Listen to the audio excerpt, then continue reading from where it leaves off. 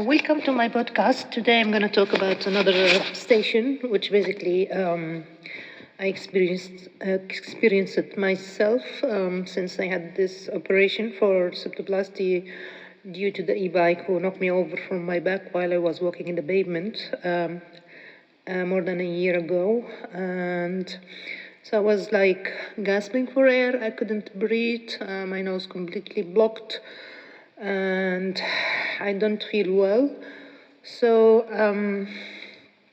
I sent that to the GP who said I need to go to the basically any of the hospital and especially under the ENT. So basically I went there after some wait being seen. And then someone took me to surgical assessment unit. They didn't explain to me where they're gonna escort me anyway. However, I found myself in a ward. And after another wait, I was seen by another doctor who said, I asked some questions because basically I can feel the swelling, and especially due to the septal fracture, there's compensatory inferior turbinate hypertrophy, so I can feel them whenever they swollen, and I can see them myself. I can see them touching the septum. That was before the operation and even now after the operation. So I asked the question and I couldn't find an answer. I searched in the internet, couldn't find an answer as well.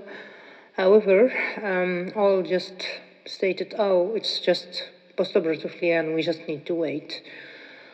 So what I had after the operation, also red painful eye and a bruise on my upper lip, which no one explained to me why is that.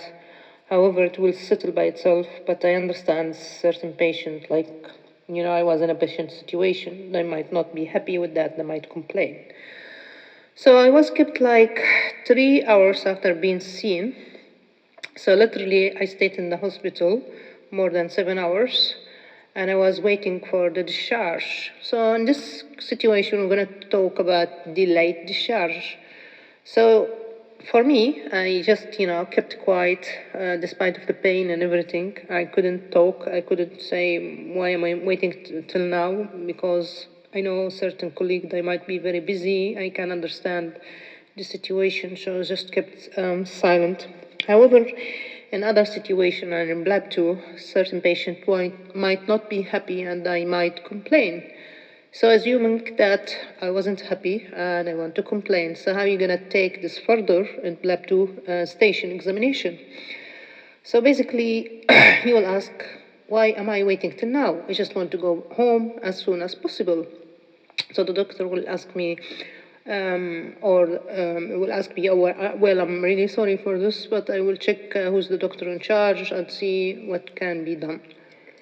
So probably the other doctor is having too many patients to be seen at one time. Maybe he's not prioritizing what's important, and maybe he has a stressful day. So the doctor will talk to him and say, well, there's a lady who's been waiting for discharge. Can you try to sort this out? So he might reply, well, I'm having too many patients. It's really busy. The shift is very busy, and I can't manage all of them at one go. Or I'm alone, and the other colleague may be on leave or is sick. So it's really hard to manage alone. So the doctor ask him, can you ask the nurse for certain help? Maybe she can offer some help.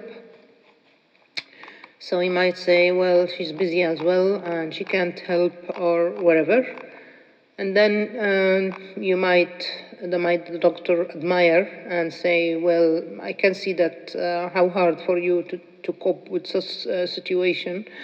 And I would appreciate it if you can try to find a way how to handle cases and try to prioritize what can be done, because basically the bed is needed for another patient because it's basically the A&E, and we need to discharge the patient as soon as possible in order for the bed to be empty if there is any other case literally needed.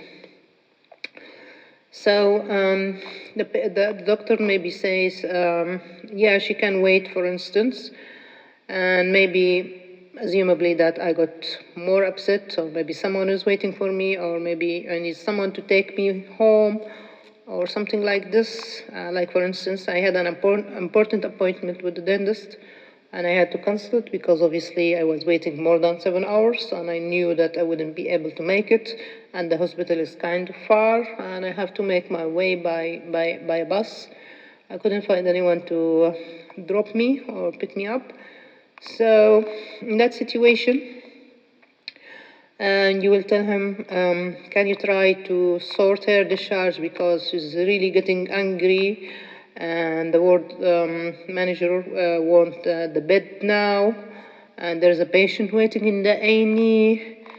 So in that situation, always you need to document all of that and talk about the incident form that you need to fill it, and tell him if the consultant need to be informed in those kind of situation. And if the patient still not happy and the situation not sorted, you will tell her about the BALS and tell her how this procedure can be done in order for the patient to put or file a complaint, and try to manage situation and try to get the discharge as soon as possible, and explain to the colleague that we are working as a team for the best care of our patient, and therefore we need to ease their stay and make it comfortable for them, because everyone has their own issue, and we just need to finish task within its allocated time. So by that, I hope that I covered the main point, which is basically the incident form, addressing patient concern and the BALS, and informing your consultant in such situation of delayed discharge patient. Thank you.